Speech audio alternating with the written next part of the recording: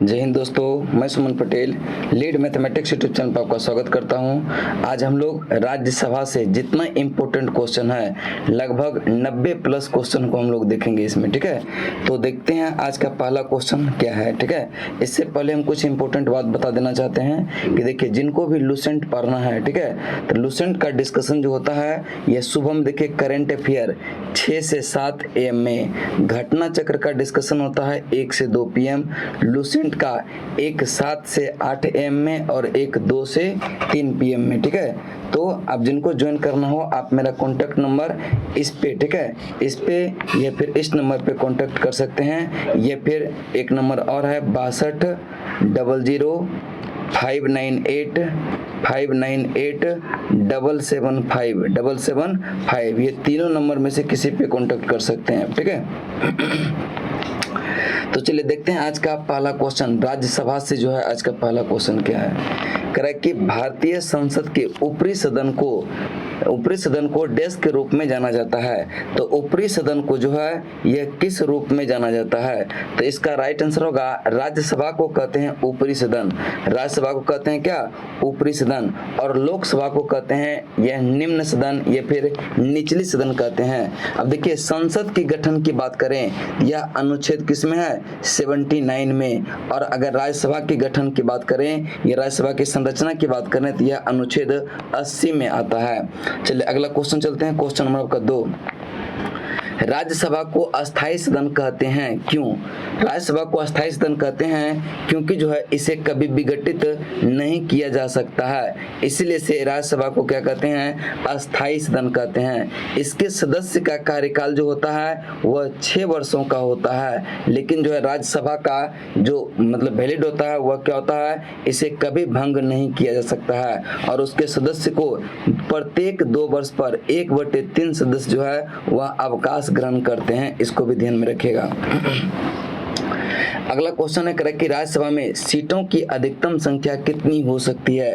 तो राज्यसभा में सीटों की अधिकतम संख्या यह 250 हो सकती है, और अधिकतम निर्वाचित सदस्य की संख्या पूछे तो यह 238 हो सकता है, और मनोनीत सदस्य कितना होता है, 12 होता है। अगला क्वेश्चन है कि वर्तमान में राज्यसभा में सदस्यों को प्रभावी संख्या कितनी है? तो राज्यसभा में सदस्यों की प्रभावी संख्या यह 245 है अभी वर्तमान में, जिसमें कि 233 जो है यह निर्वाचित है और 12 मनोनीत सदस्य है। टोटल कितना हो गया, 245 सदस्य अभी वर्तमान में है। नेक्स्ट है कि राज्यसभा के लिए राष्ट्रपति द्वारा कितने सदस्य नामित किए जाते हैं, मनोनीत किए जाते हैं? यह 12 सदस्य को मनोनीत करते हैं, ऑप्शन बी आपका राइट आंसर होगा। नेक्स्ट है, राज्यसभा में प्रतिनिधित्व होता है किसका? तो राज्यसभा में यह प्रतिनिधित्व किसका होता है, राज्यों का भी होता है और संघ शासित के साथ शासित क्षेत्रों का भी होता है, यानी कि उपरोक्त में से दोनों कथन आपका क्या है, सही है। अगला है कि जिन संघ शासित क्षेत्रों में विधानसभाएं नहीं होती है उनके प्रतिनिधि किस प्रकार चुने जाते हैं? उनके प्रतिनिधि यह किस प्रकार चुने जाते हैं? तो विशेष निर्वाचन मंडल द्वारा चुने जाते हैं, ऑप्शन ए आपका राइट आंसर होगा। नेक्स्ट है, राज्यसभा में सदस्यों का निर्वाचन होता है किसके द्वारा? तो राज्यसभा में सदस्यों का निर्वाचन जो होगा वह अनुपातिक प्रतिनिधित्व के अनुसार एकल संक्रमणीय मत प्रणाली द्वारा इसका यह निर्वाचन होता है राज्यसभा के सदस्यों का, ऑप्शन डी आपका राइट आंसर होगा। अगला है कि राज्यसभा के लिए यह प्रत्येक राज्य के प्रतिनिधियों का निर्वाचन यह कौन करता है? राज्यसभा के लिए प्रत्येक राज्य के प्रतिनिधि का निर्वाचन कौन करता है? तो इसका राइट आंसर जो होगा वह विधानसभा के निर्वाचित सदस्य, ऑप्शन ए आपका राइट आंसर होगा। नेक्स्ट क्वेश्चन, यह क्वेश्चन देखिए यूपीपीसीएस 1990 में क्वेश्चन पूछा गया है। नेक्स्ट है, राज्यसभा में राज्यों का प्रतिनिधित्व किस बात पर निर्भर करता है? तो यह उसकी जनसंख्या पर निर्भर करता है। जिस राज्य की संख्या जितनी अधिक होगी वहां पर राज्यसभा के सदस्यों की संख्या उतना अधिक होगा, और जनसंख्या कम होगा तो राज्यसभा की जो सदस्य की संख्या होगा वह कम होगा। यह यूपीपीसीएस 1993 और यूपीएससी 1987 का क्वेश्चन पूछा गया है। नेक्स्ट है कि राज्यसभा में यह किस राज्य के प्रतिनिधि की संख्या सर्वाधिक है, तो यह सर्वाधिक प्रतिनिधि कहाँ पे है, तो यह उत्तर प्रदेश में। यहाँ पे कितना है, 31, ठीक है। सबसे अधिक प्रतिनिधि जो है यह कहाँ पे है, तो यह आपका उत्तर प्रदेश में है। उत्तर प्रदेश आपका कौन सा में है, ऑप्शन डी में है ना, उत्तर प्रदेश में 31 है, ठीक है। और उसके बाद देखिए बिहार में कितना है, बिहार में आपका 16 है।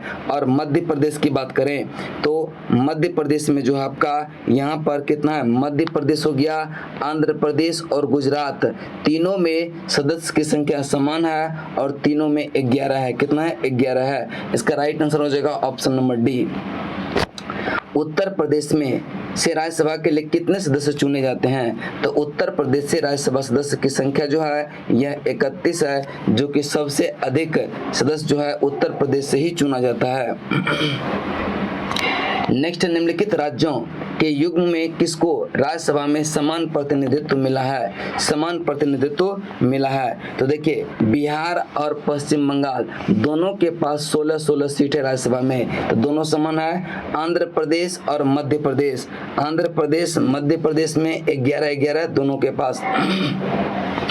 और गुजरात में भी कितना है, यह 11 है। उड़ीसा और राजस्थान की बात करते हैं तो उड़ीसा और राजस्थान की बात करते हैं तो यह दोनों में 10-10 सदस्य है।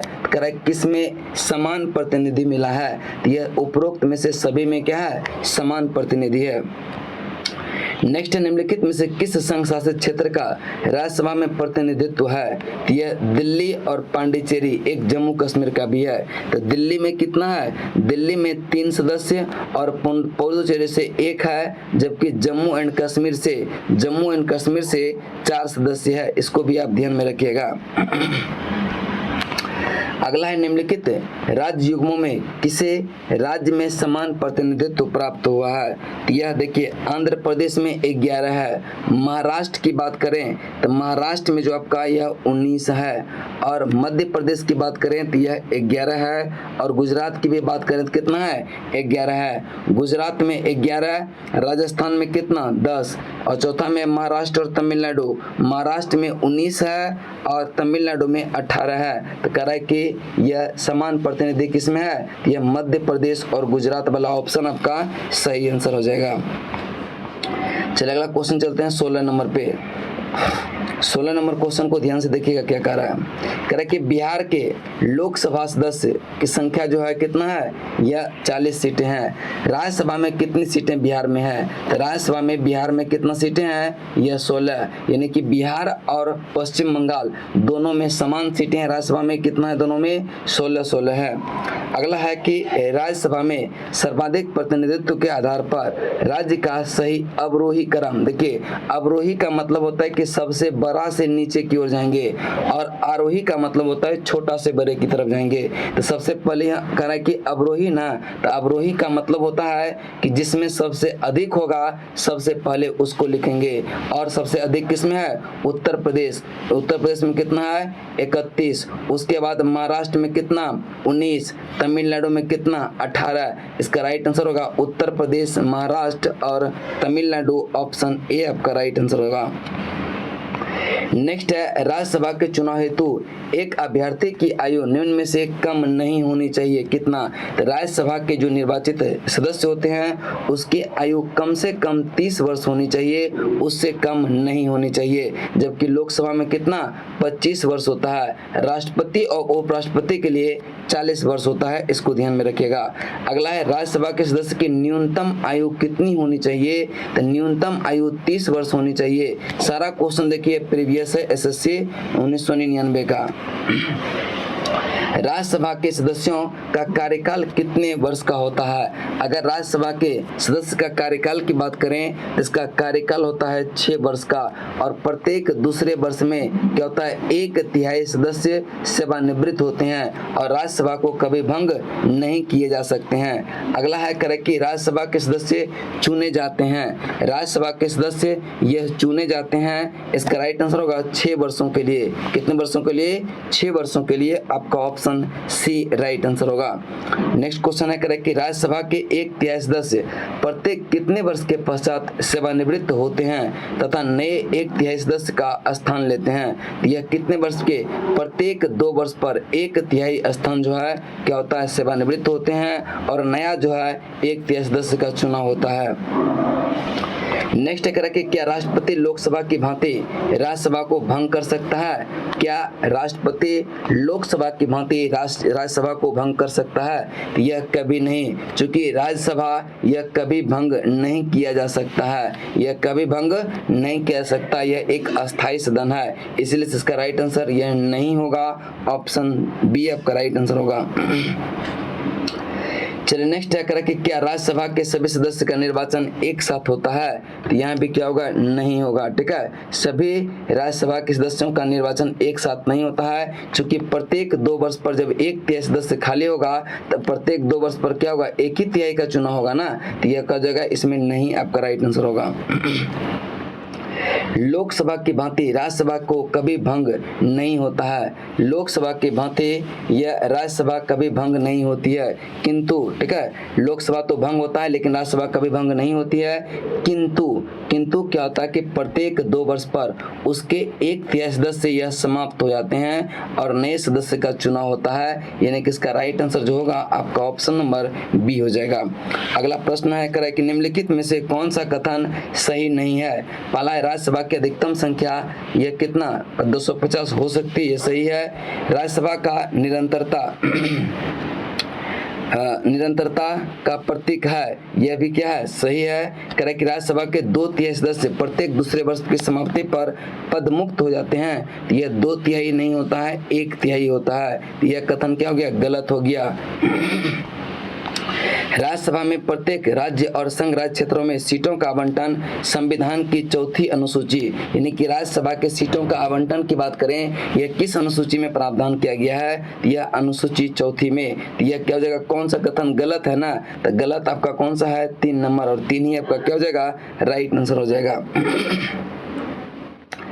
चलिए निम्नलिखित में से कौन सा कथन सही है, कौन सा कथन सही है। तो यह कौन सा करे कि लोकसभा और राज्यसभा में एक बात में अंतर है कि लोकसभा का निर्वाचन कोई भी प्रत्याशी भारत के किसी भी राज्य से लड़ सकता है, परंतु राज्यसभा का प्रत्याशी सामान्यतः वही होना चाहिए जहां से वह क्या हो प्रत्याशी बन रहा हो। इसका right answer option number C हो जाएगा। चलिए अगला क्वेश्चन चलते हैं, क्वेश्चन नंबर आपका 28 करें कि लोकसभा और राज्यसभा में गण पूर्ति यानी कोरम की संख्या कितनी होनी चाहिए। तो यह कुल सदस्य का 1/10, कुल सदस्य का 1/10। अब देखिए राज्यसभा में गण पूर्ति के लिए निर्धारित संख्या कितना है, तो राज्यसभा में कितना होता है टोटल सदस्य 250। अगर की कोरम के लिए इसका 1/10 ना, तो 1/10 कितना कम से कम 25 होना चाहिए, और इसका राइट आंसर जो होगा वह कौन सा हो जाएगा 25 आपका सही आंसर हो जाएगा। चलिए राज्यसभा को भंग करने का अधिकार किसके पास होता है। तो राज्यसभा को कभी भंग नहीं कह सकता है, राज्यसभा को भंग करने का अधिकार यह किसी के पास नहीं है, इसलिए इसका राइट आंसर होगा इनमें से कोई नहीं, और यह क्वेश्चन बीपीएससी 1995 में पूछा गया है। अगला क्वेश्चन है करे कि राज्यसभा का सभापति कौन होता है। तो राज्यसभा का सभापति जो होता है यह उपराष्ट्रपति होता है, यानी कि इसका right answer option number B हो जाएगा। किस सदन में अध्यक्ष उस सदन का सदस्य नहीं होता है। यह किस सदन में जो है अध्यक्ष जो होता है उस सदन का सदस्य नहीं होता है, यानी कि राज्यसभा का जो अध्यक्ष होता है वह राज्यसभा का सदस्य नहीं होता है। राज्यसभा का जो अध्यक्षता करता है वह कौन उपराष्ट्रपति के द्वारा किया जाता है। नेक्स्ट है राज्यसभा के सभापति का चुनाव कौन करता है। तो राज्यसभा के सभापति का चुनाव यह कौन करता है, तो इसका राइट आंसर जो होगा यह कौन करता है, इसका करा कि लोकसभा एवं राज्यसभा के सभी सदस्य। ठीक है, लोकसभा एवं राज्यसभा के सभी सदस्य, इसका right answer option number B हो जाएगा। चलिए 33 के बाद 34 नंबर क्वेश्चन, राज्य सभापति। ठीक है, राज्यसभा का सभापति यह है, राज्यसभा का सभापति यह क्या होता है, तो इसका राइट आंसर होगा लोकसभा और राज्यसभा के सदस्यों द्वारा संयुक्त रूप से चुना जाता है यह राज्यसभा के उपसभापति को।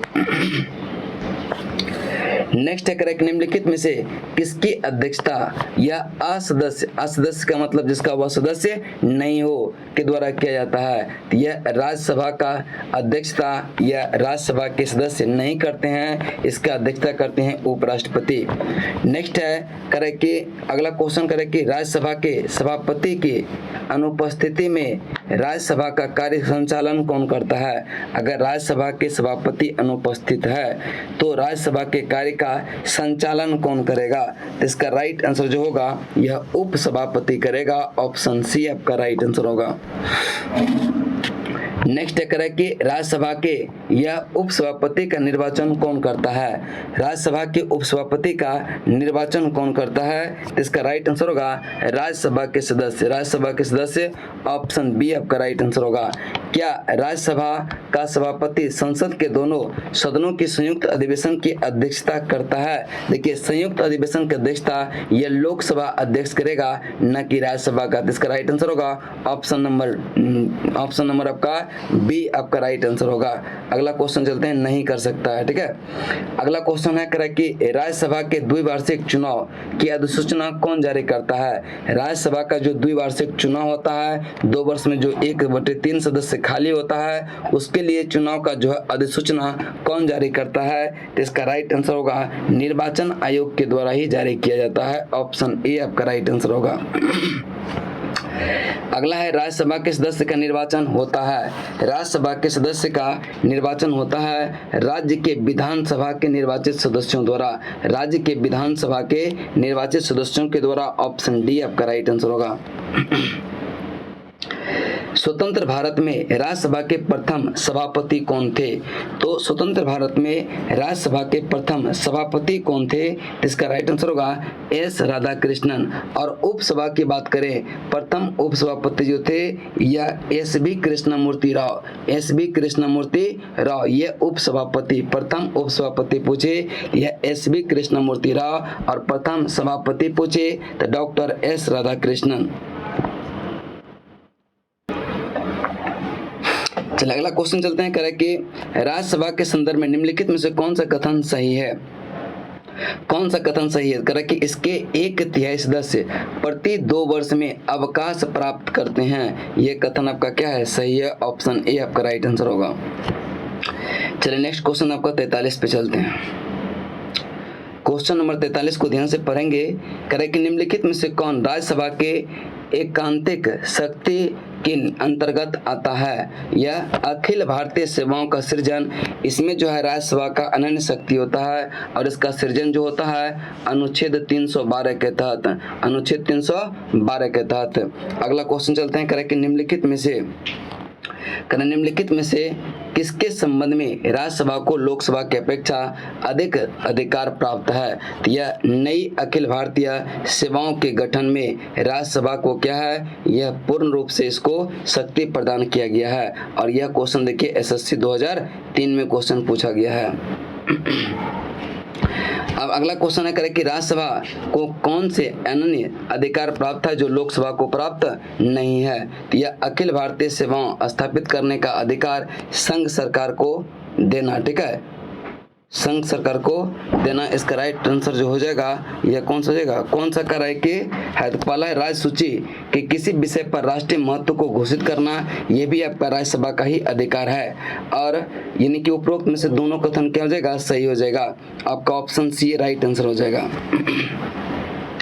नई अखिल भारतीय सेवा स्थापित करने की दृष्टि से विशेष महत्व है यह किसके प्रस्ताव का? यह राज्यसभा के प्रस्ताव का।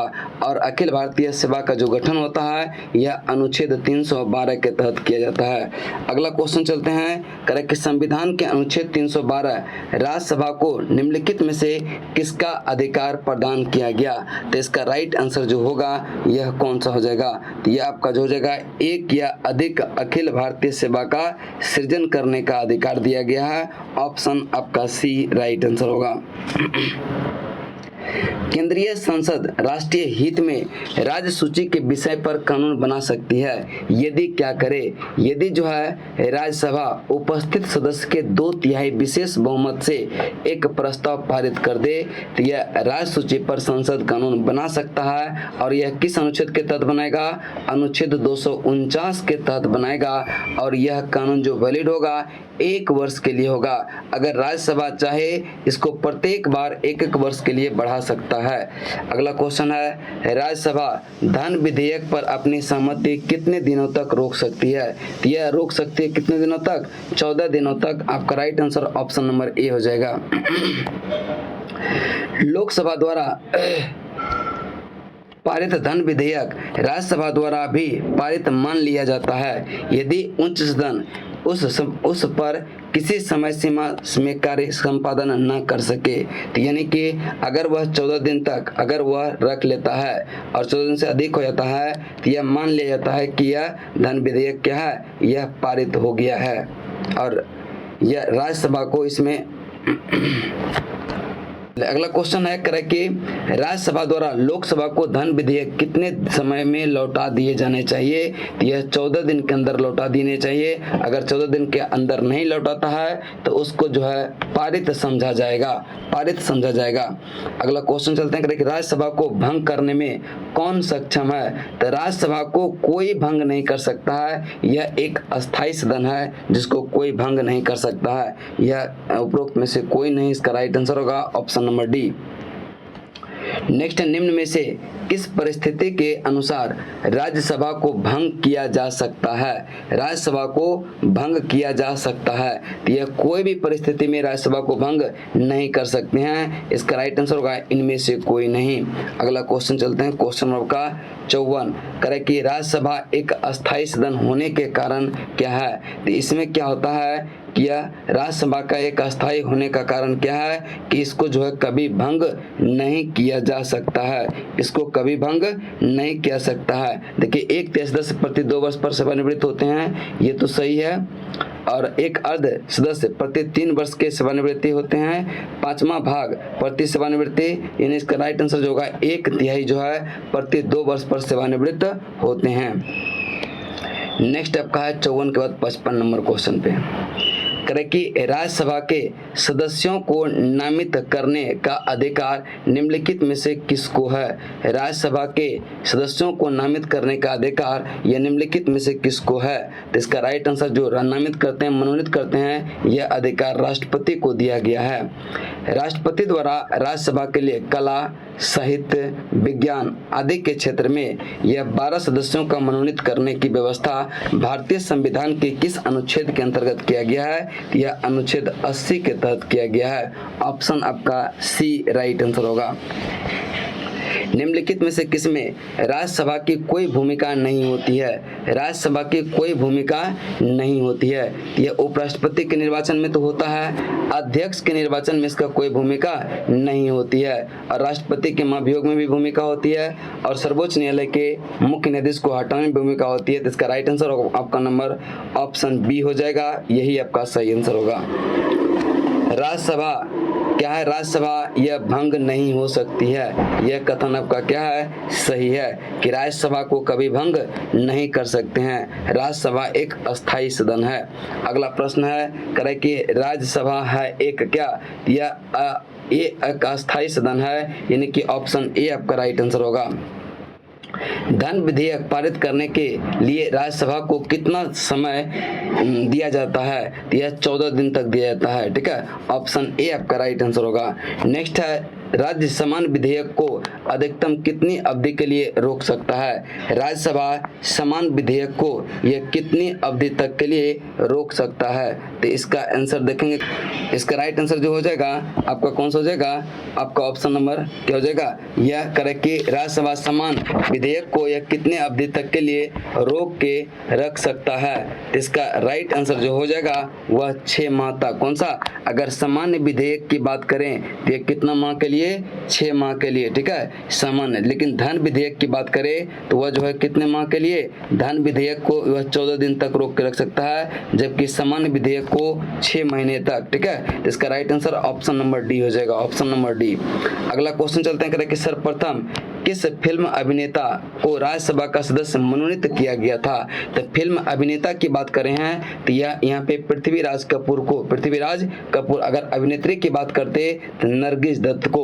चलिए अगला क्वेश्चन देखते हैं, कि राज्यसभा के लिए नामित जो है प्रथम फिल्म अभिनेत्री कौन थी। तो यहाँ फिल्म अभिनेत्री की बात कर रहे थे, कौन सी हो जाएगी, नरगिस दत्त, आपका ऑप्शन नंबर ए हो जाएगा।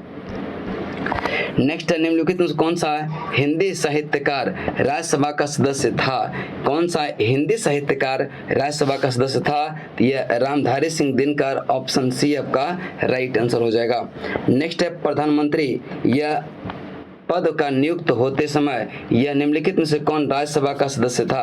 तो इंदिरा गांधी भी राज्यसभा सदस्य थी, और इंद्र कुमार गुर्जर ये भी थे, मनमोहन सिंह भी राज्यसभा सदस्य थे। यानी कि उपरोक्त में से तीनों जो है यह प्रधानमंत्री के पद पर नियुक्त होते समय क्या थे, राज्यसभा सदस्य थे। राज्यसभा की प्रथम महिला महासचिव कौन, राज्यसभा की प्रथम महिला महासचिव कौन। तो इसका राइट आंसर होगा वीएस रामा देवी, ऑप्शन डी आपका राइट आंसर होगा। नेक्स्ट है, राज्यसभा का सर्वप्रथम गठन जो हुआ था वह कब हुआ था। राज्यसभा का सर्वप्रथम गठन यह कब हुआ था। तो इसका राइट आंसर जो होगा 3 अप्रैल 1952 को। और राज्यसभा की प्रथम बैठक की बात करें तो यह 13 मई 1952 को हुआ था। 13 मई 1952 को सर्वप्रथम गठन जो हुआ था 3 अप्रैल 1952 को, और इसका प्रथम बैठक 13 मई 1952 को। ध्यान में रखिएगा कि राज्यसभा की प्रथम बैठक ये कब हुआ था, तो 13 मई 1952 को, ऑप्शन डी आपका राइट आंसर होगा। राज्यसभा के पहले समूह की सेवानिवृत्ति जो हुआ था वह कब हुआ था, तो यह 2 अप्रैल 1954 को। 2 अप्रैल 1954 को राज्यसभा के पहले समूह की सेवानिवृत्ति हुआ था। नेक्स्ट क्वेश्चन चलते हैं 70 नंबर क्वेश्चन को ध्यान से पढ़िएगा। करें कि राज्यसभा यह कब भंग की जा सकती है। राज्यसभा कब भंग की जा सकती है। राज्यसभा कभी भंग नहीं की जा सकती है, यह एक अस्थायी सदन है। अगला क्वेश्चन चलते हैं, करें कि राज्यसभा के बारे में निम्नलिखित में से कौन सा कथन सही है। तो पहला है, राज्यसभा की अधिकतम अनुज्ञेय संख्या 250, ये कथन तो आपका क्या है, सही है।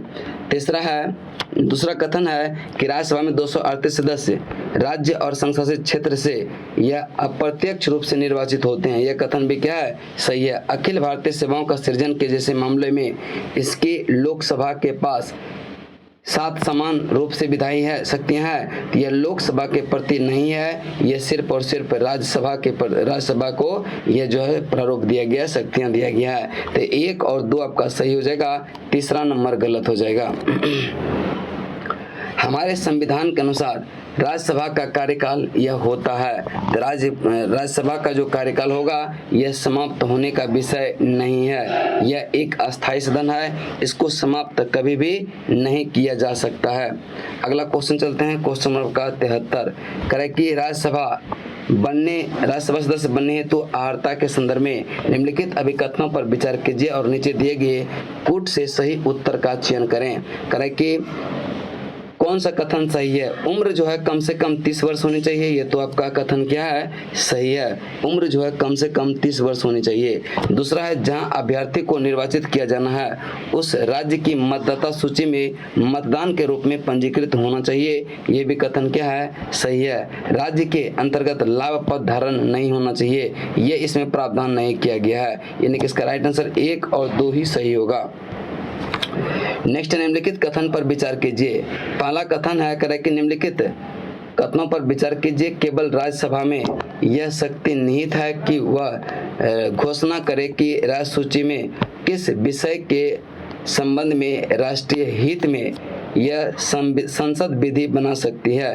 तो यह आपका करेक्ट कौन सा कथन सही है? तो कौन सा कथन सही चुनना है? तो 1 नंबर कथन तो क्या है? सही है। आपातकाल के घोषणा का अनुमोदन करने वाले संकल्प केवल लोकसभा में नहीं, यह राज्यसभा में भी पारित किया था, तो यह कथन गलत हो गया। तो केवल और केवल एक ही कथन सही है। अगला क्वेश्चन है, लोकसभा द्वारा विचारार्थ भेजे गए वित्त विधेयक को राज्यसभा अधिकतम कितने समय तक रोक के रख सकती है? कितने समय तक रोक के रख सकती है? तो यह 14 दिन तक रोक के रख सकती है वित्त विधेयक को। जबकि साधारण विधेयक की बात करें तो यह कितना दिन? 6 महीना तक रोक के रख सकती है, 6 माह तक। ठीक है। संसद के सदन के 2 सत्रों के बीच का अंतराल ये किससे अधिक नहीं होना चाहिए? तो 6 महीने से अधिक नहीं होनी चाहिए, यानी कि आपका ऑप्शन बी सही आंसर होगा। राज्यसभा विघटित हो जाती है कितने वर्ष के बाद? राज्यसभा यह कभी विघटित नहीं होता है। उसके सदस्य का यह भले कार्यकाल कितना होता है? 6 वर्ष का, लेकिन राज्यसभा कभी विघटित नहीं होती है। राज्यसभा यह किसके द्वारा भंग की जा सकती है? राज्यसभा को भंग करने का अधिकार किसी के पास नहीं है, यानी कि उपरोक्त में से कोई भी इसका सही उत्तर नहीं होगा। राज्यसभा को कभी भंग कर ही नहीं सकते हैं। अगला क्वेश्चन है, करें कि निम्नलिखित में से कौन सदन का सदस्य होते हुए भी इसके अध्यक्ष के रूप में कार्य करता है? तो इसका राइट आंसर जो होगा, करें कि कौन सा सदन का सदस्य हुए बिना, ठीक है, यानी कि इसका सदन का सदस्य नहीं होता है फिर भी उसका अध्यक्षता करता है। भारत के उपराष्ट्रपति यह राज्यसभा का सदस्य नहीं होता है, लेकिन उसकी अध्यक्षता किया जाता है। चलिए नेक्स्ट क्वेश्चन चलते हैं आपका 79।